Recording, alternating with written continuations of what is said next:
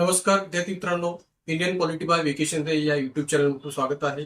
आपल्याला माहित असेल, नुकतंच महाराष्ट्र लोकसेवा आयोगाने राज्यसभा पूर्व परीक्षा 2024 ची नवीन जी काही सुधारित तारीख आहे ती जाहीर केलेली आहे. 6 जुलै 2024 रोजी आपली राज्यसभा पूर्व परीक्षा 2024 ही पार पडणार आहे. 524 पदांच्या प्रश्नातून असणारी ही परीक्षा आगामी कालखंडामध्ये 6 जुलै 2024 रोजी संपन्न होणार आहे.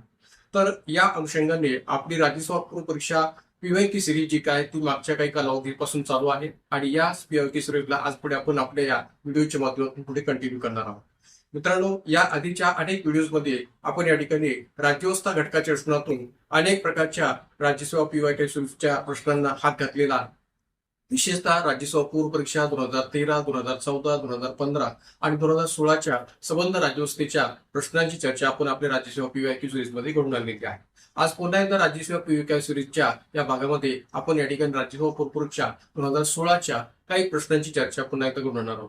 या आधीच्या 2 भागामध्ये मी राज्यसेवा पूर्व परीक्षेच्या 2016च्या राज्यव्यवस्था घटकाच्या अनेक प्रकारच्या प्रश्नांची चर्चा घडून आणली होती. भाग 1 मध्ये, भाग 2 मध्ये. आज पुन्हा एकदा भाग 3च्या माध्यमातून आपण राज्यसेवा पूर्व परीक्षा 2016च्या आणखीन काही प्रश्नांची चर्चा जी काय ती पुढे कंटिन्यू करणार आहोत. तर सुरू करूया आजच्या या भाग 3ला. पहा, या ठिकाणी एक प्रश्न आहे की जो राज्यसभा पूर्व परीक्षा 2016च्या एक्झाम मध्ये केंद्र राज्य संबंधांच्या प्रश्नात विचारलेला प्रश्न होता.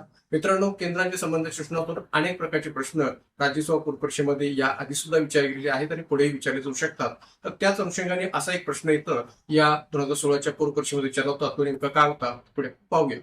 की केंद्र राज्य संघर्षात व राज्यांना वित्तीय स्वायत्तता प्रदान करण्याच्या संदर्भात काय खरे नाही. केंद्र राज्य संघर्षात व राज्यांना वित्तीय स्वायत्तता प्रदान करण्याच्या संदर्भात काय खरे नाही. स्वातंत्र्यापासून केंद्र आपले कार्य क्रमाक्रमाने अशा रीतीने वाढवत आहे की राज्ये केंद्रावर पूर्णपणे विसंबून राहतात. केंद्राचे वित्तीय स्रोत लवचिक नाहीत. पर्याय उत्तर आहेत फक्त अ, पर्याय 2 फक्त ब, पर्याय 3 दोन्ही अ आणि ब आणि पर्याय 4 दोन्ही नाही. मित्रांनो, या ठिकाणी जो काही प्रश्न विचारलेला आहे तो केंद्र राज्य संघर्ष आणि राज्यांना वित्तीय स्वायत्तता प्रदान करण्याच्या संदर्भात नेमकं काय खरे नाही या अनुषंगाने विचारलेला प्रश्न आहे. तर याला अनुसरून जे काही 2 विधानं या प्रश्नामध्ये दिलेली आहेत ते आपण नीट व्यवस्थित तपासणं गरजेचं आहे, व्यवस्थित समजून घेणं गरजेचं आहे. कारण की मूळ प्रश्न आणि त्या मूळ प्रश्नाला अनुसरून दिलेली जी काही 2 विधानं आहेत ती जोपर्यंत आपल्याला योग्य पद्धतीने समजणार नाही तोपर्यंत आपण याबाबतचं योग्य उत्तर जे काही देऊ शकणार नाही. तर त्यामुळे मूळ प्रश्न काय हे आपल्याला पहिल्यांदा समजून घेण्याची गरज आहे आणि त्याचबरोबर त्याशी संबंधित असणारी 2 विधानं काय आहेत त्यालाही आपण योग्य पद्धतीने समजून घ्यायची गरज आहे. कारण की हा प्रश्न जर आपण पाहिला तर पूर्णपणे थिअरॉटिकल बेसिसवर आणि थोडासा सैद्धांतिक दृष्टीने विचारलेला प्रश्न आहे. मग आता पहा, मूळ प्रश्न काय की केंद्र राज्य संघर्षात आणि राज्यांना वित्तीय स्वायत्तता प्रदान करण्याच्या संदर्भात. म्हणजे प्रश्नाची जी विभागणी आहे ती 2 भागात केलेली आहे. पहिल्या भागामध्ये केंद्र राज्य संघर्षाचाही संदर्भ उल्लेख केलेला आहे आणि दुसऱ्या भागामध्ये राज्यांना वित्तीय स्वायत्तता प्रदान करण्याच्या संदर्भात या अर्थाने सुद्धा उल्लेख आहे. आणि या दोन्ही अर्थाने नेमकं काय खरे नाहीये हे खालच्या 2 विधानातून आपल्याला शोधायचे. तर मग आता पहा की पहिलं विधान आहे की स्वातंत्र्यापासून केंद्र आपले कार्य क्रमाक्रमाने अशा रीतीने वाढवत आहे की राज्य केंद्रावर पूर्णपणे विसंबून राहतात. तर मित्रांनो, एक लक्षात घ्या की भारतीय राज्यघटनेची संघ राज्य प्रणाली जर आपण लक्षात घेतली तर संघ राज्य प्रणालीचा जो काही सिद्धांत आपल्याकडे भारतीय राज्यघटनेमध्ये स्वीकारला गेलेला आहे त्यामध्ये आपण कॅनडा सारख्या देशाच्या राज्यघटनेतून संघ राज्य प्रणालीची जी काही पद्धती आहे ती स्वीकारली आहे की ज्यामध्ये केंद्राचं अधिकाधिक वर्चस्व संघ राज्य प्रणालीमध्ये पाहायला मिळतं. भारतामध्ये सुद्धा संघ राज्य प्रणालीच्या अंतर्गत केंद्र सरकारचं अधिकाधिक वर्चस्व आहे आणि त्यामुळे ऑब्व्हियसली आर्थिक बाबतीत सुद्धा अधिकाधिक अधिकार जर कोणाकडे एकवटले असतील तर ते केंद्र सरकारकडे एकवटलेले आहेत. तर त्या अनुषंगाने या ठिकाणी अविधान जे आहे की स्वातंत्र्यापासून केंद्र आपले कार्य क्रमाक्रमाने अशा रीतीने वाढवत आहे की राज्य केंद्रावर पूर्णपणे विसंबून राहतात. तर हे विधान खरं आहे. कारण की आजपर्यंत जर आपण पाहिलं तर या ठिकाणी असं चित्र आपल्याला दिसून येईल की भारतामध्ये केंद्र राज्य संघर्ष हा प्रश्न काही नवीन राहिलेला नाही. या आधी सुद्धा इंदिरा गांधी सरकारच्या कालखंडात सुद्धा केंद्र राज्य संघर्षाचा प्रश्न जो काय तो खूप मोठा प्रमाणात आपल्याला पाहायला मिळालेला आहे. आणि सध्या सुद्धा जर आपण नरेंद्र मोदी सरकारच्या मागच्या 10 वर्षाचा कालावधीचा जर विचार केला तर केंद्र राज्य संघर्षाचा प्रश्न हा वेगवेगळ्या बाबतीत आपल्याला दिसून आलेला आहे. जेव्हा आपण आर्थिक बाबतीचा विचार करतो तेव्हा आर्थिक बाबतीत सुद्धा हा संघर्ष आपल्याला मागेही पाहायला मिळालेला आहे आणि आताही पाहायला मिळतो. मनमोहन सिंग सरकारच्या कालखंडात सुद्धा आर्थिक बाबतीत असणारा केंद्राचे संघर्ष हा पाहायला मिळाला होता आणि आज देखील तो आपल्याला पाहायला मिळतो. विशेषतः नीती आयोगाच्या स्थापनेनंतर तर या केंद्राच्या आर्थिक बाबतीच्या संघर्षामध्ये अधिकच वाढ झालेली आहे किंवा अधिकच मतभेद वाढलेले आहेत असं म्हणायला काही हरकत नाही. एवढंच नव्हे तर जीएसटीच्या निर्मितीनंतर केंद्र सरकारवर अनेक घटक राज्यांना विसंबून राहावं लागत आहे, हेही इथं आपल्याला वेगळं सांगण्याची गरज नाही.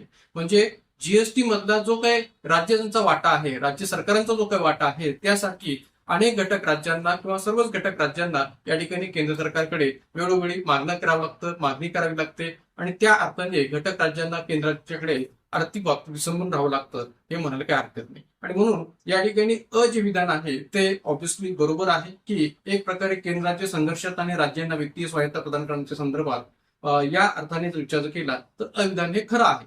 पण इथं आपल्याला काय विचारलेलं आहे की या दोन्ही अनुषंगाने म्हणजे केंद्राच्या संघर्षात आणि राज्यांना वित्तीय स्वायत्ता प्रदान करण्याच्या अनुषंगाने काय खरे नाही असं विचारलेलं आहे.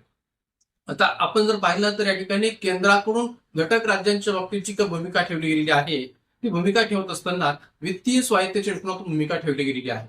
म्हणजे वित्तीय बाबतीत असो किंवा एकंदरीत घटक राज्यांच्या बाबतीत केंद्र सरकारची भूमिका असो, ती भारताच्या पातळीवर भारतीय राज्यघटनेच्या पातळीवर ही अतिशय लवचिक राहिलेली आहे. ती लवचिक राहिलेली नाहीये किंवा ती लवचिक नाहीये असं म्हणणं चुकीचं आहे.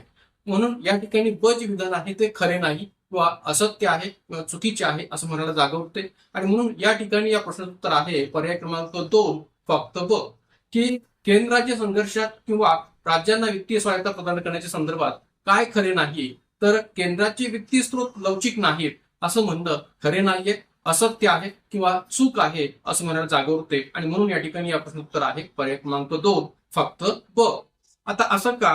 कारण की जर का आपण भारतीय राज्यघटनेतल्या अनेक तरतुदींचा जर संदर्भ पाहिला तर आपल्याला चित्र दिसून येईल की भारतामध्ये असममितीय संघराज्य व्यवस्था स्वीकारली गेलेली आहे. असममितीय म्हणजे ज्याला आपण ऍस्पेट्रिकल फेडरलिझम असं म्हणू शकतो. तर ही असममितीय संघराज्य व्यवस्था ही जरी आर्थिक दृष्टिकोनातून नसली तरी या ठिकाणी भारताच्या केंद्र सरकारची विभिन्न घटक राज्यांच्या बाबतीत असणारी वागणूक जी काय आहे ती लवचिक आहे, वेगवेगळी आहे, एकत्र राहण्याच्या उद्देशाने आहे असं म्हटलं तरी चालेल. मग आता ही जी काही असममितीय किंवा ऍस्मेट्रिकल फेडरलिझमची जी काही संकल्पना आहे ती जर आपण लक्षात घेतली तर कसं लक्षात येईल की भारतीय राज्यघटनेमध्ये कलम 371च्या माध्यमातून असो, कलम 370च्या माध्यमातून जम्मू काश्मीरला दिलेला विशेष दर्जा असो की जो आता 5 ऑगस्ट 2019च्या निर्णयानुसार रद्द केला गेलेला आहे, पण तो कधी काळी या ठिकाणी होता. तर जम्मू काश्मीरला दिले गेलेलं एक विशेष प्रकारचं महत्व किंवा कलम 371च्या माध्यमातून विभिन्न घटक राज्यांना देऊ केलेले विशेष अधिकार किंवा भारतीय राज्यघटनेच्या 5व्या आणि 6व्या प्रश्नाच्या माध्यमातून नॉर्थ ईस्टच्या घटक राज्यांना दिलेलं एक वेगळं महत्व किंवा एक प्रकारे त्यांच्यावरची वेगळी सवलत, तर अशा अनेक प्रकारच्या भारतीय राज्यघटनेच्या तरतुदींच्या माध्यमातून आपण असं लक्षात येऊ शकेल की या ठिकाणी आपल्याकडे असममितीय संघराज्य व्यवस्था स्वीकारली गेलेली आहे आणि त्या माध्यमातून विविध घटक राज्यांच्या बाबतीत केंद्र सरकारची भूमिका ही लवचिक राहिलेली आहे किंवा एक प्रकारे वेगवेगळी राहिलेली आहे असं म्हणायला जागा होते. का तर संबंध घटक राज्यांनी एकत्र राहावं ही त्या पाठीमागची एक मोठी अपेक्षा आहे संविधानकर्त्यांच्या माध्यमातून. मात्र इथं आपल्याला आर्थिक बाबतीत किंवा वित्तीय बाबतीत जर विचार केला तर वित्तीय स्रोत जे आहे ते लवचिक नाहीयेत असं जे विधान या ठिकाणी ब विधानामध्ये दिलेलं आहे ते यासाठी खरं नाहीये का तर आपल्या केंद्र सरकारची घटक राज्यांच्या बाबतीत भूमिका विचार घेत असताना किंवा आर्थिक बाबतीत भूमिका विचार घेत असताना, वित्तीय बाबतीत भूमिका विचार घेत असताना ही जी काही भूमिका आहे ती अधिकाधिक लवचिक आहे हे आपल्याला अनेक वेगवेगळ्या तरतुदींच्या पातळीवर स्पष्ट करता येतं. जसं भारतीय राज्यघटनेच्या कलम 275चा जर आपण विचार केला तर कलम 275च्या माध्यमातून आपल्याला दिसून येईल की या ठिकाणी जी काही मागासलेली घटक राज्य आहेत, बिमारू घटक राज्य आहेत किंवा आजारी घटक राज्य आहेत, तर अशा या घटक राज्यांना कलम 275च्या माध्यमातून विशेष अनुदान देण्याची तरतूद भारतीय राज्यघटनेमध्ये केली गेलेली आहे. तर त्यातून आपल्याला असं चित्र दिसून येईल की केंद्र सरकारची घटक राज्यांच्या बाबतीत वित्तीय स्रोताची भूमिका ही लवचिक आहे हे म्हणणं ऑब्व्हियसली या ठिकाणी कलम 275च्या स्पष्ट करताय. एवढंच नव्हे तर 5व्या वित्त आयोगाच्या शिफारशीनुसार जी काही आपल्याकडे विशेष श्रेणी राज्य दर्जाचा जो उल्लेख या ठिकाणी स्वीकारला गेला म्हणजे स्पेशल कॅटेगरी स्टेटस ची जी काही घटक राज्य आहेत त्याचा विचार जो काय तो 5व्या वित्त आयोगाच्या शिफारशीनुसार विचार घेतला गेलेला आहे. तर स्पेशल कॅटेगरी स्टेटसच्या सदराखाली असणारी जी काही 11 राज्य आहेत किती 11 राज्य, तर त्या 11 राज्यांना सुद्धा त्यांचा जो काही विकासाचा असमतोल आहे तो असमतोल विचारात घेऊन या ठिकाणी केंद्र सरकारकडून जी काही विशेष आर्थिक अनुदान जे काय आहे ते प्रदान केलं जातं. तर या अनेक प्रकारच्या तरतुदी किंवा अनेक प्रकारच्या संदर्भांच्या माध्यमातून आपल्याला स्पष्ट करता येऊ शकेल की केंद्र सरकारची वित्तीय स्रोताच्या दृष्टिकोनातून असणारी घटक राज्यांबाबतची भूमिका ही लवचिक आहे हे या ठिकाणी मान्य करायला काय हरकत नाही. आणि म्हणून या ठिकाणी चे विधान या ठिकाणी दिलेलं आहे की केंद्राचे वित्तीय स्रोत लवचिक नाहीत हे या ठिकाणी वरील प्रश्नाच्या अनुषंगाने खरे नाहीये आणि म्हणून या ठिकाणी प्रश्नोत्तर आपल्याला सांगता येईल पर्याय क्रमांक 2 की फक्त ब. याचा संदर्भ आपण आणखीन विस्ताराने पुढे या पद्धतीने समजून घेऊया. पहा पुढे की भारतीय संघराज्य वित्तीय व्यवस्थेत केंद्र सरकारचे वर्चस्व आहे. जसं मी मागाशी म्हटल्याप्रमाणे की केंद्र सरकारचंच या ठिकाणी संघराज्य व्यवस्थेमध्ये वर्चस्व आहे, मग ते वित्तीय बाबतीत असो, प्रशासकीय बाबतीत असो किंवा कायदेशीर बाबतीत असो. त्यामुळे केंद्र राज्य वित्तीय संबंधात केंद्र सरकारचे अधिकाराच्या दृष्टीने पारडे जड असते.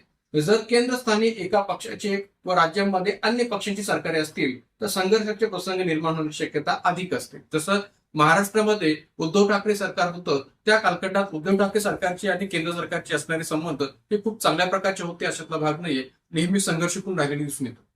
म्हणजे ज्या ज्या ठिकाणी वेगळ्या राजकीय पक्षाचं सरकार आहे की जे केंद्रातल्या सत्ताधारी राजकीय पक्षाचं सरकार नाहीये किंवा भाजपचं सरकार केंद्रात आहे आणि घटक राज्यामध्ये इतर अन्य राजकीय पक्षांची सरकार असतील तर केंद्र सरकार आणि घटक राज्य सरकार यांच्यातला जो काही संघर्ष आहे तो वेळोवेळी त्या दृष्टीने पाहायला मिळालेला आहे. तर त्यामुळे या ठिकाणी अन्य पक्षांची सरकारी जर घटक राज्यात असतील तर संघर्षाचे प्रसंग निर्माण होण्याची शक्यता अधिक असते.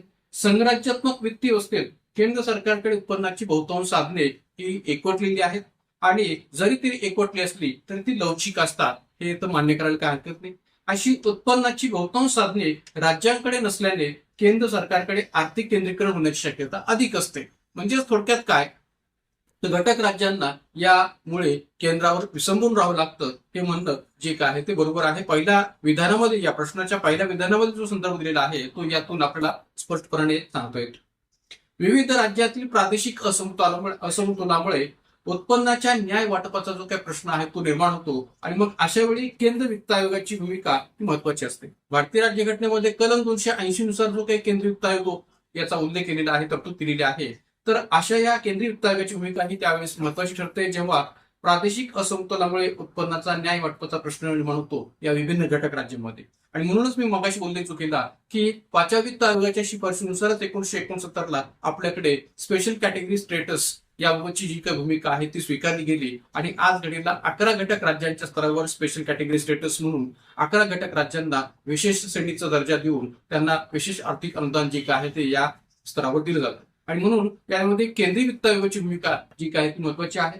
केंद्र वित्त आयोगाच्या केंद्र राज्य वित्तीय संघर्षाच्या दृष्टीने केंद्र सरकार व राज्य सरकारे यांच्यामध्ये कर उत्पन्नाचे वाटप निकष ठरविणे, घटक राज्याने योग्य तत्वावर कर्जे व अनुदान देणे, कालानुरूप बदलत्या परिस्थितीनुसार केंद्र व राज्यात उत्पन्नाच्या विभागणीच्या तरतुदीच्या करण्याविषयी शिफारशी करणे, या सर्व दृष्टीतून केंद्रीय वित्त आयोगाची भूमिका ही महत्वाची असते हे इथं आपल्याला स्पष्ट करता येऊ शकेल.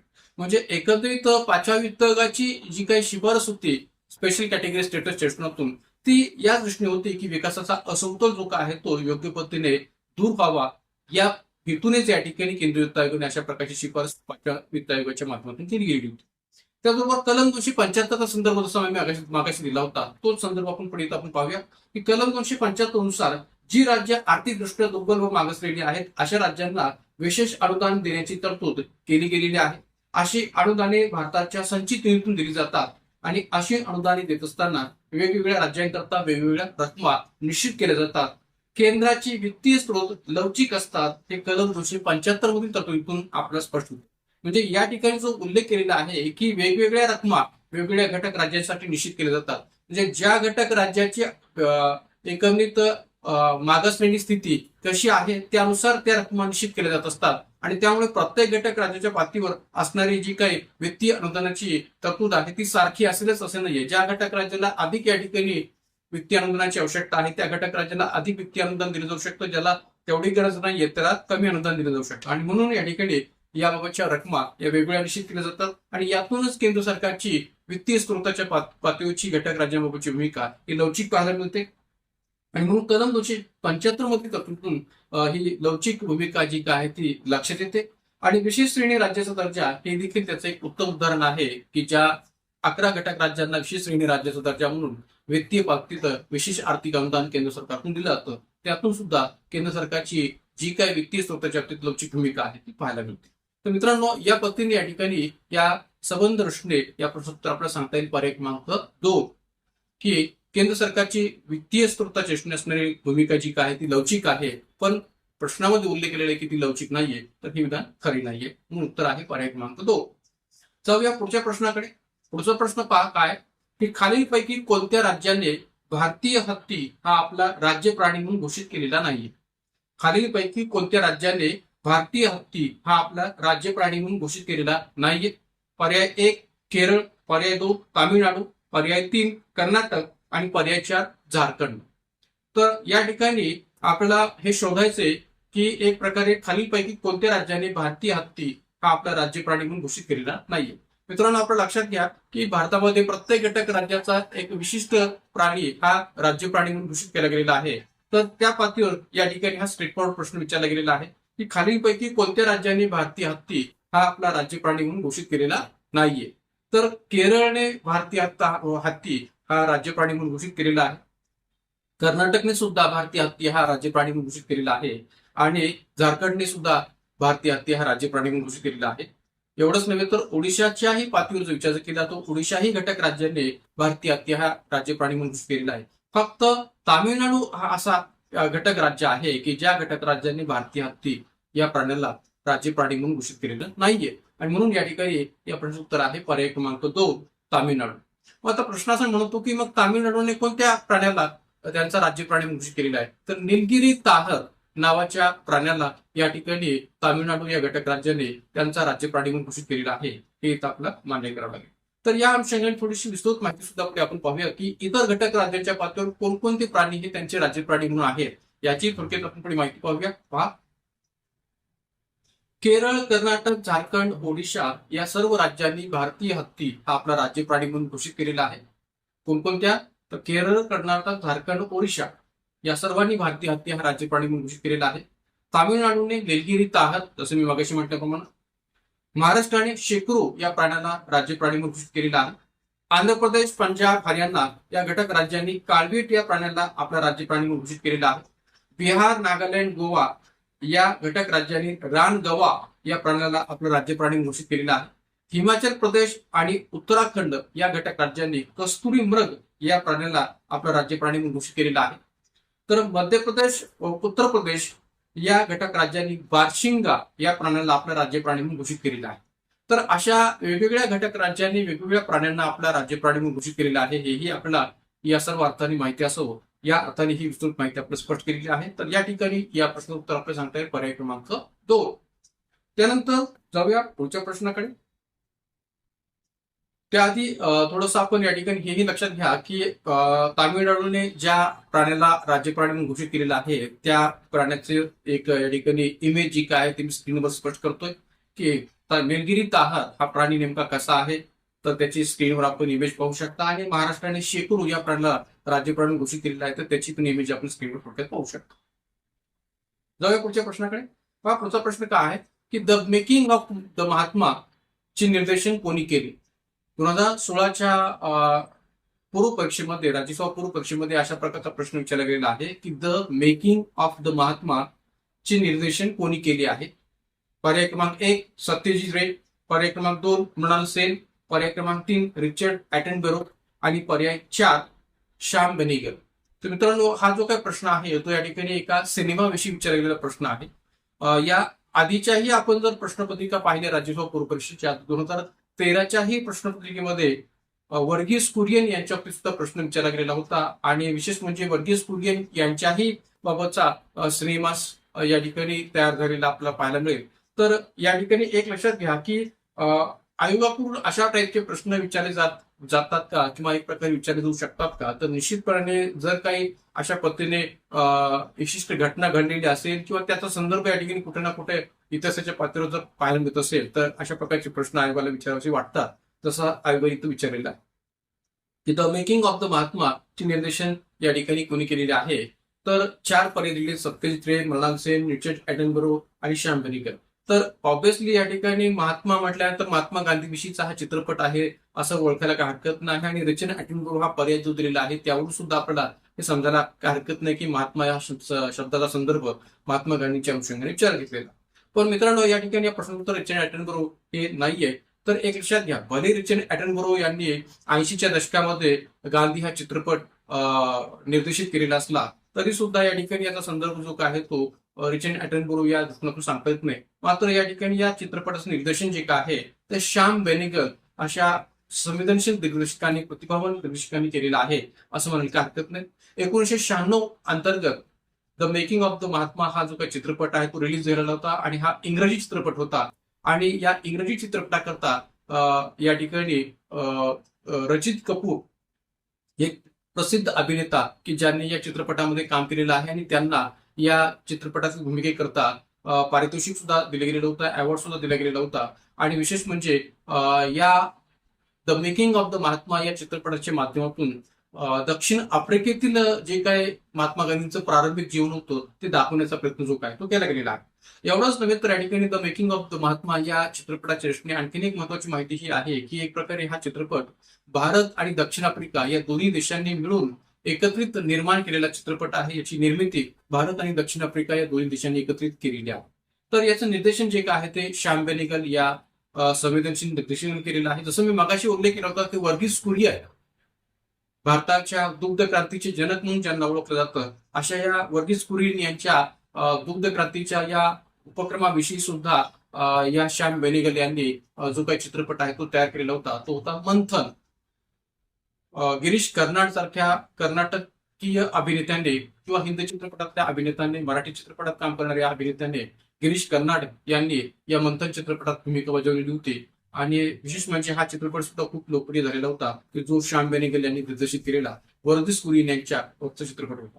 महात्मा गांधींच्या अंशेकडे विचार केला तर द मेकिंग ऑफ महात्मा या रचनातून असणाऱ्या या चित्रपटाचं निर्देशन श्याम बेनेगल यांनी 1996 मध्ये केलेलं होतं हे आपण स्पष्ट करतो शकेल. तर याही प्रश्नाच्या अनुषंगाने थोडीशी विस्तृत माहिती पुढे आपण पाहूया. मात्र या ठिकाणी या प्रश्नाचं उत्तर आपल्याला सांगता येईल पर्याय क्रमांक 4 श्याम बेनेगल.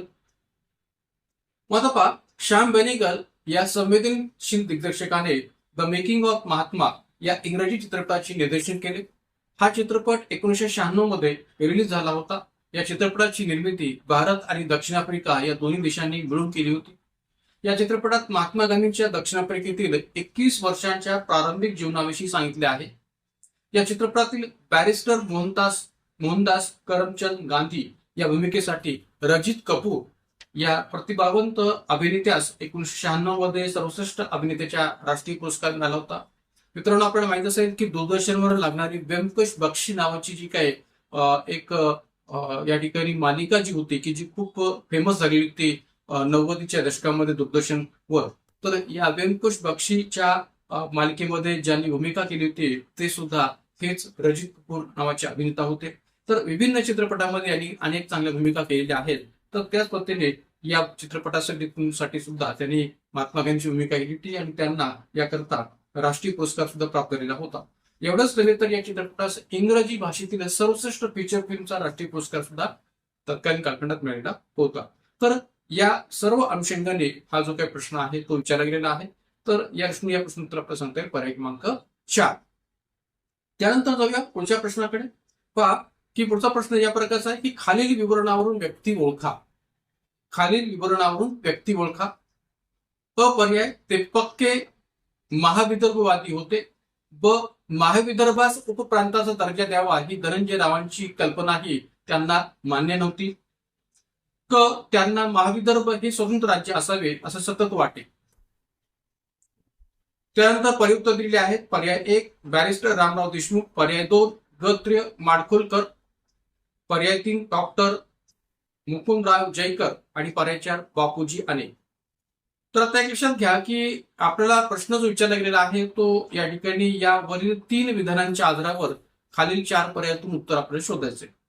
3 जी विधान दिलेली आहेत ती एका व्यक्तिविशेष दिलेली आहेत आणि व्यक्तिविशेषच असणारा हा प्रश्न आहे हे इथं आपण या प्रश्नावर लक्षात घेतलं पाहिजे की खालील विवरणावरून व्यक्ती ओळखा.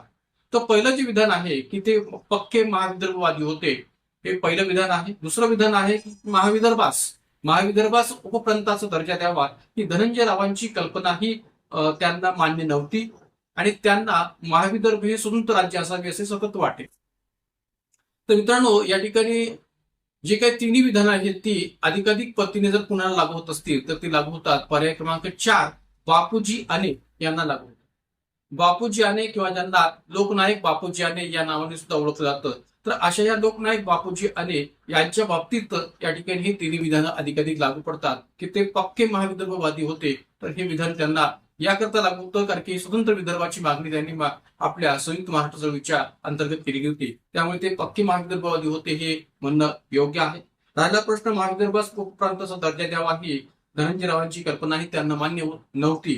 तर धनंजयराव गाडगीळ की ज्यांचीही या ठिकाणी संयुक्त महाराष्ट्र चळवळीच्या पातळीवर एक महत्वपूर्ण भूमिका राहिलेली आहे आणि एकंदरीत पुढेही आर्थिक बाबतीत विकासाच्या असमतोलाच्या दृष्टीने सुद्धा धनंजयराव गाडगीळ याची एक समिती जी काही स्थापन झाली होती त्यामध्ये पण महत्वाची भूमिका राहिलेली आहे. तर त्या अनुषंगाने जी काही महाविदर्भास उपप्रांताचा दर्जा द्यावा ही धनंजयरावांची कल्पना जी होती ती पण या बापूजी यांना मान्य नव्हती आणि त्यांना महाविदर्भ हे स्वतंत्र राज्य असावे असं सतत वाटे. तर हे सुद्धा या ठिकाणी या बापूजी यांच्या विषयातून या ठिकाणी विधान जे काय योग्य आहे, कारण की स्वतंत्र विदर्भाची मागणी ही पहिल्यापासून या ठिकाणी ज्यांनी विचारात घेतली होती किंवा ज्यांनी लावून धरली होती ते होते माधव श्रीहरी अने, ज्यांना लोकनायक बापूजी अने या नावाने सुद्धा ओळखले जातं. तर साधारणपणे या ठिकाणी या महाविदर्भच्या संकल्पनेला किंवा विदर्भ हे स्वतंत्र राज्य व्हावं या संकल्पनेला जर अधिकाधिक कोणी या ठिकाणी महत्व दिले असेल तर या संबंध विधानांच्या आधारावर या ठिकाणी आपल्याला सांगता येईल की ते म्हणजे बापूजी अने यांनी स्वतंत्र विदर्भाच्या मागणीला पहिल्यापासून लावून धरलेलं होतं.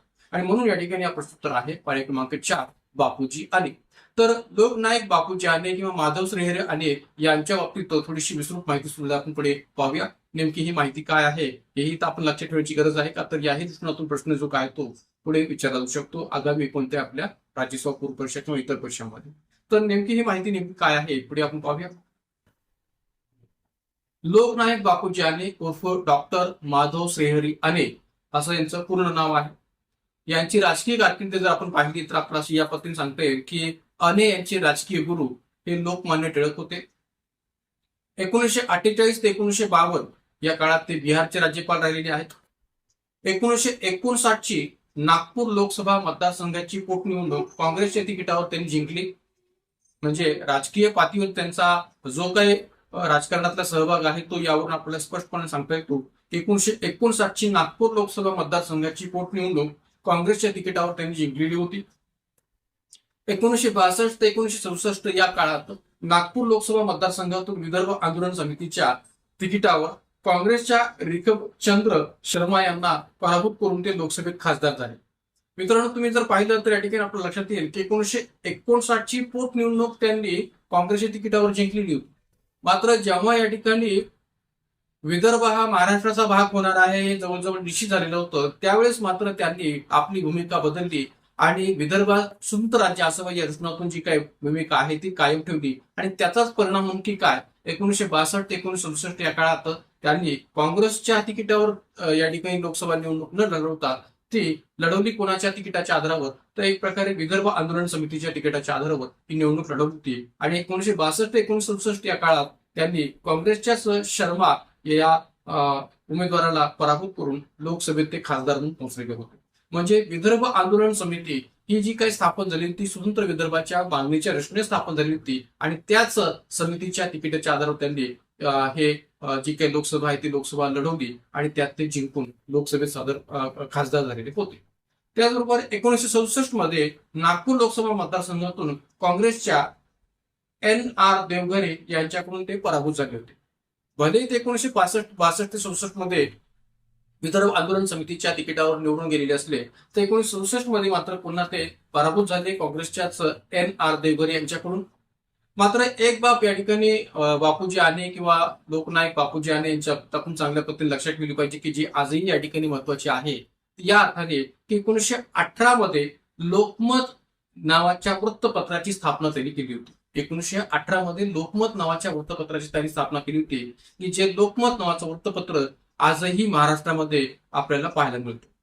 फक्त एवढंच आहे की लोकमत या वृत्तपत्राची स्थापना भले बापूजी यांनी केलेली असली तरी ते वृत्तपत्र पुढे चालून 1952 मध्ये जवाहरलाल दर्डा यांनी विकत घेतले. म्हणजे आज या ठिकाणी दर्डा यांच्या माध्यमातून या लोकमत वृत्तपत्राची मुभा जी काही धुरा आहे ती या ठिकाणी सांभाळली जाते आणि लोकमत वृत्तपत्र जो काय आहे ते आता जवाहरलाल दर्डांच्या किंवा एकंदरीत त्यांच्या पुढच्या पिढीच्या माध्यमातून ती धुरा जी काय आहे ती लोकमत वृत्तपत्राची पार पाडली जात आहे.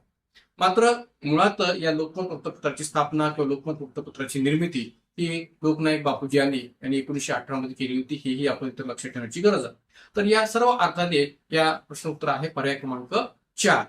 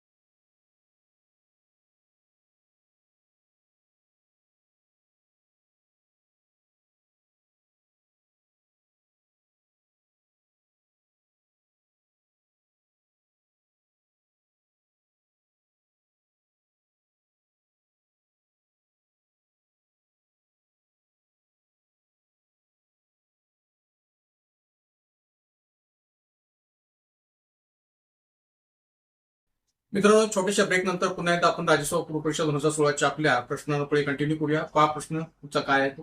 प्रशासकीय सेवांसाठी विद्यापीठाची पदवी ही आवश्यक बाब असू नये असे कोणत्या आयोगाने म्हटले आहे? प्रश्न पहा काय. प्रशासकीय सेवांसाठी विद्यापीठाची पदवी ही आवश्यक बाब असू नये असे कोणत्या आयोगाने म्हटले आहे? पर्याय 1 डॉक्टर राधाकृष्णन आयोग, पर्याय 2 कोठारी आयोग, पर्याय 3 हंटर आयोग आणि पर्याय 4 वरील पैकी एकही नाही.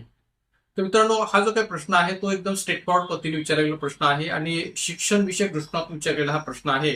शिक्षण या घटकाविषयी विचारलेला प्रश्न आहे.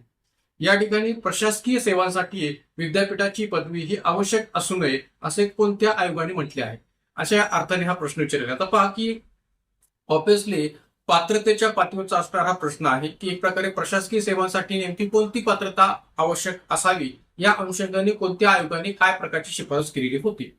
तर इथं आपल्याला माहित असेल की भारतामध्ये या ठिकाणी वेगवेगळ्या प्रकारचे आयोग जे काय आहेत ते स्थापन झाले होते शिक्षण विषयक दृष्टिकोनातून. मग तो लक्ष्मण स्वामी मुद्लियार आयोग असेल, कोठारी आयोग असेल किंवा राधाकृष्णन आयोग असेल. तर अशा या वेगवेगळ्या प्रकारच्या आयोगांची स्थापना आपल्याकडे शैक्षणिक धोरणांच्या दृष्टिकोनातून झालेली पाहायला मिळते. मात्र या ठिकाणी जो प्रश्न विचारला गेला आहे तो थोडासा वेगळ्या पद्धतीचा आहे की प्रशासकीय सेवांसाठी ज्या प्रशासकीय सेवांची तयारी आपण करता युपीएससी एमपीएससीच्या स्तरावर, तर अशा या प्रशासकीय सेवांसाठी विद्यापीठाची पदवी ही आवश्यक बाब असू नये.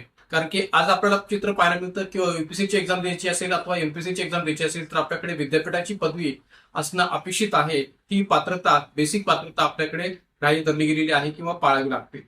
तर त्या प्रकारची पात्रता किंवा त्या प्रकारची बाब असू नये असे कोणत्या आयोगाने म्हटले आहे की प्रशासकीय सेवांसाठी विद्यापीठाची पदवी ही आवश्यक बाब असू नये असे कोणत्या आयोगाने म्हटले आहे? पर्याय 1 राधाकृष्णन आयोग, पर्याय 2 कोठारी आयोग, पर्याय 3 हंटर आयोग आणि पर्यायाच्या वरील पैकी एकही नाही. तर मित्रांनो, या ठिकाणी एक लक्षात घ्या की इथं आपल्याला सरळ सरळ अर्थाने या प्रश्नाचं उत्तर जे काय ते डॉक्टर राधाकृष्णन आयोग हे देता येऊ शकतं. का? कारण की 1948 मध्ये डॉक्टर राधाकृष्णन आयोग जो काय आहे तो या ठिकाणी कोणत्या अर्थाने स्थापन झालेला होता, तर विद्यापीठ शिक्षण आयोग या अर्थाने स्थापन झालेला होता. आणि इथं प्रश्न जो काय आहे तो विद्यापीठाच्या पदवीच्या रचनातूनच विचारला गेलेला आहे की प्रशासकीय सेवेसाठी विद्यापीठाची पदवी ही आवश्यक बाब असू नये असं कोणत्या आयोगाने म्हटलेलं होतं. तर एक प्रकारे या ठिकाणी डॉक्टर राधाकृष्णन आयोगाने या प्रकारची शिफारस जी काही केली होती की जो 1948 मध्ये स्थापन झालेला होता. केंद्रीय शैक्षणिक मंडळ आणि आंतर महाविद्यालयीन महामंडळ यांच्या शिफारसीच्या आधारावर नोव्हेंबर 1948 मध्ये स्थापन झालेला हा डॉक्टर राधाकृष्णन आयोग की ज्या आयोगाने 1949 मध्ये आपला अहवाल जो काय तो सादर केला होता. आणि या अहवालामध्ये ज्या काही विभिन्न शिफारशी डॉक्टर राधाकृष्णन आयोगाने केलेल्या होत्या तर त्याच एकंदरीत शिफारशीमध्ये ही पण शिफारस या आयोगाने केली होती की प्रशासकीय सेवांसाठी विद्यापीठाची पदवी ही आवश्यक बाब असू नये. तर या अनुषंगाने या प्रश्नाला सांगता येईल पर्याय क्रमांक 1 डॉक्टर राधाकृष्णन आयोग.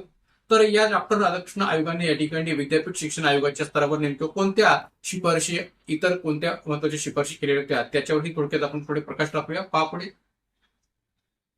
आता पहा, केंद्रीय शैक्षणिक सल्लागार मंडळ आणि आंतर महाविद्यालयीन मंडळाच्या शिफारशीवरून नोव्हेंबर 1948 मध्ये डॉक्टर सर्वपल्ली राधाकृष्ण आयोग यांच्या अध्यक्षतेखाली हा जो काही आयोग आहे तो विद्यापीठ शिक्षण आयोग या अर्थाने स्थापन झालेला होता किंवा करण्यात आलेला होता. आणि या आयोगाने ऑगस्ट 1949 मध्ये आपला अहवाल जो काय तो सादर केला होता. आयोगाने खालील शिफारशी केल्या. आता पहा की जी काही प्रश्नामध्ये या ठिकाणी केलेली शिफारस आहे ती तर आपण या ठिकाणी मान्यच करतोय, पण त्याचबरोबर इतर कोणत्या शिफारशी या विद्यापीठ शिक्षण आयोगाने केलेल्या होत्या त्याच्यावरही थोडक्यात आपल्याला प्रकाश टाकणं हे गरजेचं आहे. याकरता का तर या ठिकाणी याही अनुषंगाने आयोगाकडून प्रश्न जो काय तो विचारला जाऊ शकतो. मग आता पहा की प्राध्यापक या रचनातून कोणती शिफारस या आयोगाने केली होती, तर योग्य पात्रता धारक प्राध्यापक महत्वाची भूमिका बजावत असल्यामुळे पात्रताधारक प्राध्यापकच या ठिकाणी नियुक्त करावेत या विद्यापीठ स्तरावर, महाविद्यालय स्तरावर. आणि प्राध्यापक, वाचक, व्याख्याता, निर्देशक तसेच संशोधक आदी छात्र या पद्धतीने शिक्षकांची रचना असावी. म्हणजे जी काही एकत्रित शैक्षणिक पातळीवरची शिक्षकांची रचना आहे ती नेमकी कशी असावी, तर प्राध्यापक, वाचक, व्याख्याता, निर्देशक तसेच संशोधक आदी छात्र या पद्धतीने शिक्षकांची रचना असावी. शिक्षण मानक या रचनेने जर शिफारस काय केलेली असेल तर त्यांनी या पद्धतीने शिक्षण मानक याबाबतची शिफारस केलेली आहे की एक प्रकारे 12 वर्षांच्या शालेय व अंतर्वर्ती शिक्षणानंतर विद्यापीठ शिक्षण देण्यात यावे. 12 वर्षांच्या शालेय आणि अंतर्वर्ती शिक्षणानंतर, म्हणजे त्याला आपण या ठिकाणी इंटरमिडिएट असं म्हणू शकतो, असं म्हटलं तरी चालेल. तर 12वी पर्यंत शिक्षण असो किंवा एक प्रकारे अंतर्वर्ती शिक्षण असो त्यानंतर विद्यापीठ शिक्षण देण्यात यावे. अंतर्वर्ती शिक्षणाची म्हणजेच इंटरमिडिएट कॉलेजेस म्हणजे 9वी ते 12वी किंवा काही राज्यामध्ये 11वी आणि 12वी महाविद्यालय उभारावीत, व्यावसायिक संस्था उभाराव्यात अशी शिफारस त्यांनी शिक्षण मानक योजनातून केलेली आहे. त्याचबरोबर या ठिकाणी शिक्षणाचे माध्यम याविषयी या आयोगाने शिफारस काय केली होती, तर उच्च शिक्षण हे प्रादेशिक भाषेत घेता येईल, तसेच विद्यार्थ्यांना एक किंवा अनेक विषयासाठी प्रादेशिक भाषेऐवजी हिंदी भाषा निवडण्याची मुभा सुद्धा दिली जावी. मुभा असेल. जगाशी संपर्क आणि ज्ञान घेण्यासाठी इंग्रजी भाषेत शिक्षण देण्यात येतं. म्हणजे एकंदरीत शिक्षणाचे माध्यम या दृष्टीने जर विचार केला तर प्रादेशिक भाषा, हिंदी आणि जगाशी संपर्क साधण्याच्या दृष्टीने आणि ज्ञान मिळवण्याच्या दृष्टीने इंग्रजी भाषेचा सुद्धा विचार केला जावा असं या ठिकाणी शिक्षणाच्या माध्यमाच्या बाबतीत त्यांनी भूमिका मांडलेली आहे. स्त्री शिक्षणाच्या बाबतीत भूमिका काय मांडलेली आहे पहा की स्त्री शिक्षणाला समान महत्व देऊन पुरुषांप्रमाणेच स्त्रियांसाठीच्या महाविद्यालयांना व विद्यापीठांना सारख्या सुविधा पुरवाव्यात. म्हणजे स्त्रियांच्या शिक्षणाकरता आणि स्त्रियांच्या शैक्षणिक विकासाकरता एक चांगल्या प्रकारची शिफारस या आयोगाने केली होती की स्त्री शिक्षणाला समान महत्व देऊन पुरुषांप्रमाणे स्त्रियांसाठी सुद्धा महाविद्यालय आणि विद्यापीठांना सारख्या सुविधा दिल्या जाव्यात. SNDT त्याचं एक या ठिकाणी चांगलं उदाहरण आहे. त्याचबरोबर विद्यापीठ शिक्षण विषयाचा समावेश समवर्ती सूचित करावा. म्हणजे विद्यापीठ शिक्षण यासारख्या विषयाचा समावेश जो काय तो भारतीय राज्यघटनेच्या पातळीवर तो समवर्ती सूचित करावा असाही त्यांनी संदर्भ दिला. आणि आपल्याला माहिती असेल किंवा शिक्षणाचा विचार आपल्याकडे घटनेच्या पातळीवर समवर्ती सूचीमध्येच केला गेलेला आहे. विद्यापीठांच्या समन्वय, नियोजन व आर्थिक बाबींमध्ये योग्य नियोजन करता यावे यासाठी केंद्र शासनाकडे विद्यापीठांची सर्व जबाबदारी द्यावी.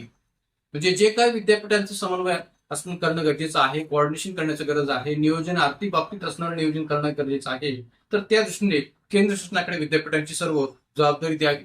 आणि आज आपल्याकडे UGC युनिव्हर्सिटी ग्रँट्स कमिशनच्या दृष्टिकोनातूनच ती जबाबदारी पार पाडली जाते हेही मान्य करायला काही हरकत नाही. त्याचबरोबर प्रशासकीय सेवांसाठी विद्यापीठाची पदवी ही आवश्यक बाब असू नये. म्हणजे जी काही प्रश्नामध्ये दिलेली जी काही आपल्याकडे शिफारस आहे तर ती सुद्धा या ठिकाणी या आयोगाने केलेली आहे. हे म्हणायला जागा होते की प्रशासकीय सेवांसाठी विद्यापीठाची पदवी ही आवश्यक बाब असू नये. आणि त्याचबरोबर विद्यापीठांना अनुदान प्रदान करण्यासाठी केंद्रीय अनुदान आयोगाची निर्मिती करावी की जे काही विद्यापीठांना आवश्यक असणारं अनुदान आहे ते प्रदान करण्यासाठी UGCची निर्मिती करण्यात यावी. आणि विद्यापीठ प्रशासनाची रचना या आयोगाने सुचवलेल्या पद्धतीप्रमाणेच असावी की जे काही विद्यापीठ प्रशासन आणि त्याची रचना आहे, संघटन जे आहे ते या आयोगाने सुचवलेल्या पद्धतीप्रमाणे असावं अशीही शिफारस या आयोगाने केलेली आहे. तर विद्यापीठ शिक्षण आयोग किंवा डॉक्टर सर्वपल्ली राधाकृष्ण आयोग की जो एक प्रकारे विद्यापीठीय शिक्षणाच्या दृष्टिकोनातून स्थापन झालेला आयोग होता आणि त्यांनी अशा या वेगवेगळ्या प्रकारच्या शिफारशी या ठिकाणी शैक्षणिक धोरणाच्या दृष्टीने केलेली आहे. तर या अनुषंगाने या प्रश्न उत्तर आहे पर्याय क्रमांक 1. तर मित्रांनो, राधाकृष्ण आयोगाच्या दृष्टिकोनातून असणारा जो काही प्रश्न आहे तो पाहिल्यानंतर पुढे आपण आणखीन एका वेगळ्या प्रश्नाकडे जाणार आहोत. तोही प्रश्न थोडासा वेगळ्या प्रकारचा याकरता आहे का तर या प्रश्नाचं स्वरूप थोडंसं राज्यसभा पूर्व परीक्षा 2016 मध्ये वेगळ्या पद्धतीने विचार घेतलं होतं. प्रश्न नेमका काय आहे ते पुढे आपण पाहूया. ज्यांनी सर्वसामान्य मनुष्य निर्माण केला ते RK लक्ष्मण रोज सकाळी वाचकांना हसवीत त्यांनी निर्माण केलेला सर्वसामान्य मनुष्य. पर्याय 1 चष्मा वापरायचा व चेकचा कोट घालायचा. पर्याय 2 टक्कलवाला होता व हाफ पॅन्ट घालायचा. पर्याय 3 आकर्षक केशरचना होती परंतु धोतर नेसायचा.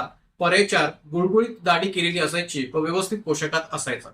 तर मित्रांनो, या ठिकाणी हा प्रश्न पाहिल्यानंतर पहिल्यांदा आपल्याला वाटणं साहजिक आहे किंवा या अशा प्रकारचा प्रश्न आयोगाने नेमका कसा विचारला. पण मित्रांनो, एक लक्षात घ्या की प्रसिद्ध व्यक्ती किंवा इतिहासातली एखादी महत्वाची व्यक्ती या प्रश्नातून जो काही प्रश्न आहे तो आयोगाकडून विचारला जातो. जसं बापूजी यांच्याविषयी प्रश्न विचारलेला असेल किंवा विद्यापीठ शिक्षण आयोगाविषयी विचारलेला प्रश्न असेल, तर अशा या वेगवेगळ्या प्रकारच्या प्रश्नाचं स्वरूप राज्यसभा पूर्वपरीक्षेमध्ये नेहमी असतं, हे आपण इथं लक्षात घेण्याची गरज आहे. आता हा जो प्रश्न विचारला गेलेला आहे तो आहे सर्वसामान्य मनुष्य म्हणजेच कॉमन मॅन, की ज्याची जी काही प्रतिमा आहे ती उभी केली ती आपल्या व्यंगचित्रातून आर के लक्ष्मण यांनी.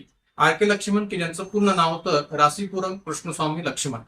तर हे रासीपुरम कृष्णस्वामी लक्ष्मण, की ज्यांनी या ठिकाणी द टाइम्स ऑफ इंडिया या वृत्तपत्राच्या माध्यमातून कॉमन मॅनचे जे काही व्यंगचित्र आहे ते वारंवार लोकांसमोर मांडलं आणि त्या माध्यमातून कॉमन मॅनच्या नेमक्या समस्या काय आहेत हे आपल्या कार्टून मधून किंवा आपल्या व्यंगचित्रातून मांडण्याचा प्रयत्न त्यांनी वारंवार केलेला होता.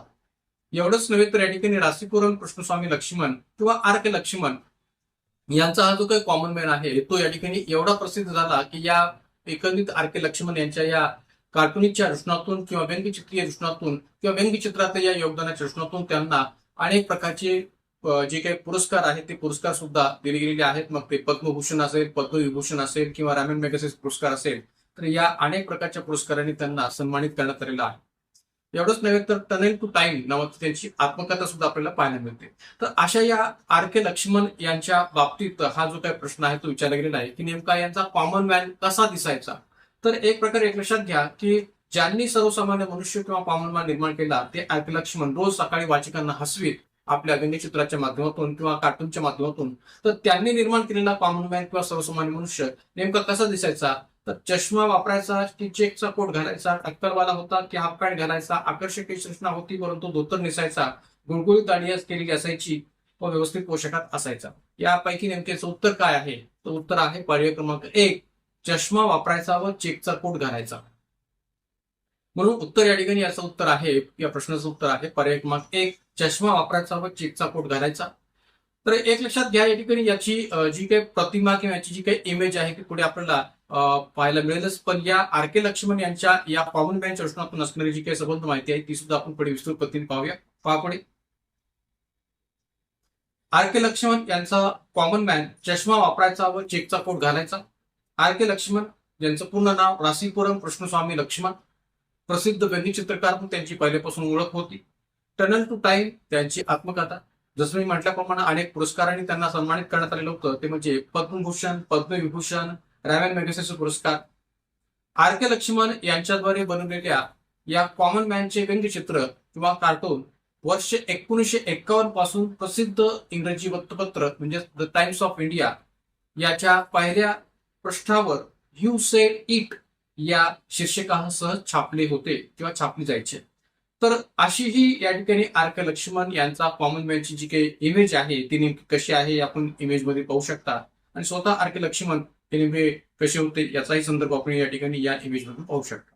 तर असं हे आर के लक्ष्मण यांच्या बाबतचं ही संपूर्ण जे काय माहिती आहे ते आपण या ठिकाणी चांगल्या पद्धतीने लक्षात ठेवावे की जेणेकरून आगामी कालखंडात सुद्धा जर अशा प्रकारचा प्रश्न आर के लक्ष्मण यांच्याविषयी विचारला गेला तर आपल्याला ते माहिती असेल. तर अशाही प्रकारचा एक वेगळा प्रश्न आयोगाने 2016च्या राज्यसभा पूर्वपरीक्षेमध्ये विचारलेला होता. जाऊया पुढे आणखीन एका दुसऱ्या प्रश्नाकडे. कोणाचे सुप्रसिद्ध आत्मचरित्र पुढील विधानाने सुरू होते. कोणाचे सुप्रसिद्ध आत्मचरित्र पुढील विधानाने सुरू होते. विशेषतः भारतात सुखवस्तू कुटुंबाचे एकुलते एक चिरंजीव बिघडण्याची शक्यता अधिक असते. विशेषतः भारतात सुखवस्तू कुटुंबाचे एकुलते एक चिरंजीव बिघडण्याची शक्यता अधिक असते. पर्याय 1 जवाहरलाल नेहरू, पर्याय 2 मोहनदास करमचंद गांधी, पर्याय 3 नसरुद्दीन शाह आणि पर्याय 4 जे.आर.डी. टाटा. तर हे जे काही विधान जे वरती दिलेलं आहे ते कोणाचे सुप्रसिद्ध आत्मचरित्र लिहित असताना हे विधान सुरुवातीला केलं गेलेलं होतं असा या ठिकाणी प्रश्न विचारला गेलेला आहे. तर एक लक्षात घ्या या ठिकाणी व्यक्तिविशेष प्रश्न विचारण्याची जी काही या ठिकाणी पद्धत आहे ती आयोगाकडून नेहमी वापरली जाते. मात्र राज्यसभा पूर्वपरीक्षा 2016च्या या प्रश्नपत्रिकेमध्ये या ठिकाणी लोकनायक बापूजी आणे असतील किंवा एक प्रकारे आर के लक्ष्मण असतील किंवा आता पुन्हा एकदा या ठिकाणी हा जो काही प्रश्न आहे तो व्यक्तिविशेष या अर्थाने विचारला गेलेला आहे. तर आपल्याला या ठिकाणी या व्यक्तिविशेष योजनेतून असणाऱ्या प्रश्नांचा संदर्भ सुद्धा माहिती असला पाहिजे. तर इथे विचारलं गेलं काय की विशेषतः भारतात सुपस्थित कुटुंबाचे एकुलते एक चिरंजीव बिघडण्याची शक्यता अधिक असते, असं जे काही या ठिकाणी विधान आहे ते विधान किंवा या विधानाने कुणाच्या आत्मचरित्राची सुरुवात होते किंवा कुणाचे आत्मचरित्र सुरू होते असा उल्लेख या ठिकाणी या प्रश्नामध्ये केलेला आहे. तर याचं उत्तर या ठिकाणी आपलं सांगता येईल ते म्हणजे जवाहरलाल नेहरू. पंडित जवाहरलाल नेहरू यांची जी काही आत्मकथा किंवा जी काही यांचं आत्मचरित्र जे आहे ते टुवर्ड फ्रीडम या नावाने ओळखलं जातं. तर या टुवर्ड फ्रीडम या त्यांच्या आत्मचरित्रामध्ये या विधानाने त्यांच्या आत्मचरित्राची जी काही सुरुवात आहे ती होते. तर त्यामुळे या ठिकाणी या प्रश्नोत्तर आहे पर्याय क्रमांक 1 जवाहरलाल नेहरू, पंडित जवाहरलाल नेहरू. 1934 ते 1935 या कालखंडामध्ये या ठिकाणी पंडित जवाहरलाल नेहरू यांनी तुरुंगात असताना हे आपलं आत्मचरित्र जे काय ते लिहिलं होतं आणि 1936 मध्ये ते प्रकाशित झालेलं होतं. तर एकंदरीत या ठिकाणी या विधानाचा संदर्भ जो काय तो पंडित जवाहरलाल नेहरू यांच्या आत्मचरित्राशी आपल्याला जोडता शकतो आणि म्हणून या ठिकाणी आपण उत्तर आहे पर्याय क्रमांक 1 पंडित जवाहरलाल नेहरू. थोडीशी माहिती पण आपण पुढे पाहूया. जवाहरलाल नेहरू यांचे सुप्रसिद्ध आत्मचरित्र टुवर्ड फ्रीडम या नावाने देखील ओळखले जाते. जवाहरलाल नेहरू यांनी हे जे काही आत्मचरित्र आहे ते जून 1934 ते फेब्रुवारी 1935 या काळात तुरुंगात असताना लिहिले होते. जून 1934 ते फेब्रुवारी 1935 या काळात त्यांनी हे आत्मचरित्र तुरुंगात असताना लिहिलं होतं आणि हे जे काही आत्मचरित्र आहे ते 1936 मध्ये प्रकाशित झालं होतं नेहरू यांचं. तर एकंदरीत या ठिकाणी एक प्रकारे टुवर्ड फ्रीडम या नावाने सुद्धा ओळखलं जाणारं जवाहरलाल नेहरू यांचं हे जे काही ऑटोबायोग्राफी आहे किंवा आत्मचरित्र आहे ते ज्या आत्मचरित्रातलं हे प्रसिद्ध विधान या ठिकाणी आपल्याला स्पष्ट करता येईल की ज्या विधानाच्या माध्यमातून पंडित जवाहरलाल नेहरू यांच्या आत्मचरित्राची सुरुवात होते. त्यानंतर इतरही काही असे प्रश्न विचारले होते आयोगाने या राज्यसभा पूर्वपरीक्षा 2016च्या प्रश्नपत्रिकेमध्ये की ज्याचा या ठिकाणी अर्थार्थी पॉलिटी किंवा राज्यव्यवस्था या घटकाशी संबंध नाहीये, पण एक जाता या अशा प्रकारच्या प्रश्नांची पण माहिती असावी या अर्थाने या प्रश्नांची ओळख मी थोडक्यात इथं करून देतोय. तर पहा, एक अशाही प्रकारचा प्रश्न की जो वेगळ्या प्रकारच्या पद्धतीने राज्यसभा पूर्वपरीक्षा 2016च्या प्रश्नपत्रिकेमध्ये विचारला होता. तर असे अनेक प्रकारचे प्रश्न या ठिकाणी राज्यसभा पूर्वपरीक्षा 2016च्या प्रश्नपत्रिकेमध्ये आयोगाने विचारले होते की ज्याचा संदर्भ थोडासा वेगळा हटके होता असं म्हणायला काही हरकत नाही. आता हा प्रश्न पहा की कोणत्या हरणाने रामायणातील सीतेला भुरळ पाडली होती? कस्तुरी मृग, काळवीट, चितळ, चिंकारा या कोणत्या हरणाने रामायणातील सीतेला भुरळ पाडली होती? आता पहा की या ठिकाणी अशा प्रकारचा प्रश्न या ठिकाणी तत्कालीन कालखंडात मोदींचं हिंदुत्ववादी सरकार हे अस्तित्वात होतं या अर्थाने तो विचारला गेला का एक प्रकारे मोदी सरकारला राम मंदिरचा प्रश्न आपल्या अजेंड्यामध्ये महत्वाचा वाटतो या अर्थाने तो विचारला गेला होता. कोणत्या अर्थाने हा प्रश्न आयोगाकडून विचारला गेला होता माहित नाहीये, पण विचारला गेलेला आहे हे मात्र निश्चितपणे मान्य करावं लागेल की कोणत्या हरणाने रामायणातील सीतेला भुरळ पाडली होती? कस्तुरी मृग, काळवीट, चितळ, चिंकार. तर या ठिकाणी याचं उत्तर जे आहे ते चितळ, पर्याय क्रमांक 3 चितळ हे या प्रश्नाचं उत्तर आपल्याला स्पष्ट करता येईल. मी पुन्हा एकदा सांगतो की याचा अर्थार्थी राज्यव्यवस्था किंवा पॉलिटी या घटकाशी आधी काही संबंध नाहीये, पण अशा एक वेगळ्या प्रकारचे प्रश्न आयोगाने या ठिकाणी विचारले होते ही आपण लक्षात घेण्याची गरज आहे. तसाच एक प्रश्न आयोगाने आणखी विचारला होता तो काय होता पहा की पुढील भारुडाशी कोण संबंधित आहे? पुढील भारुडाशी कोण संबंधित आहे? अगं विंचू चावला, देवा रे देवा विंचू चावला, आता मी काय करू विंचू चावला, अगं विंचू चावला, अगं बया बया विंचू चावला. आणि पर्याय दिलेले आहेत ज्ञानेश्वर, तुकाराम, रामदास आणि एकनाथ. संत म्हणून असणाऱ्या या संबंध संतांचा संदर्भ देऊन या ठिकाणी हा प्रश्न जो आहे तो आयोगाने विचारला होता की नेमकं हे जे काही भारूड आहे ते कोणाशी संबंधित आहे. तर या ठिकाणी उत्तर आहे पर्याय क्रमांक 4 संत एकनाथ की ज्यांनी हे भारूड या ठिकाणी दिलेलं होतं. तर त्यामुळे या ठिकाणी या प्रश्नोत्तर आहे संत एकनाथ. तर मित्रांनो, राज्यसभा पूर्वपरीक्षा 2016च्या प्रश्नपत्रिकेमध्ये व्यक्ती विशेष आधारित अशा अनेक प्रकारचे प्रश्न किंवा शैक्षणविषयक दृष्टिकोनातून किंवा शिक्षणविषयक धोरणाच्या दृष्टिकोनातून सुद्धा विचारलेले प्रश्न याही प्रकारचे प्रश्न आयोगाने विचारलेले आहेत. केंद्राच्या संबंधाच्या पातळीचे असणारे प्रश्न असो याही प्रकारचे प्रश्न आयोगाने विचारलेले आहेत.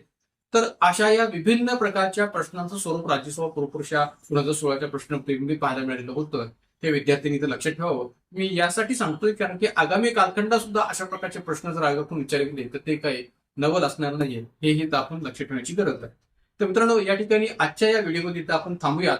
जाताना सर्वांना पुन्हा एकदा विनंती की आपल्या युट्यूब चॅनलला अधिकाधिक संख्येने सबस्क्राईब करा, लाईक करा, शेअर करा आणि आजचा हा जो काही व्हिडिओ आहे तो सुद्धा अनेक विद्यार्थ्यांपर्यंत आपला पोहोचवण्याचा प्रयत्न करा की जेणेकरून गरजू आणि अभ्यासू विद्यार्थ्यांना या व्हिडिओचा निश्चितच या ठिकाणी फायदा होऊ शकेल. तर आजच्या या व्हिडिओमध्ये आपण या ठिकाणी थांबूयात. आपली ही जी काही पीवायक्यू सिरीज आहे ती पुढे याच पद्धतीने पुढे कंटिन्यू असणार आहे. 2017 पासून 2023 पर्यंतच्या उर्वरित सर्व प्रकारच्या राज्यसभा पूर्व परीक्षेच्या प्रश्नांची जी काही चर्चा आहे ती पीवायक्यू सिरीजच्या माध्यमातून पुढे आपली कंटिन्यू असणार आहे. तर इथंच आपण थांबूयात. धन्यवाद.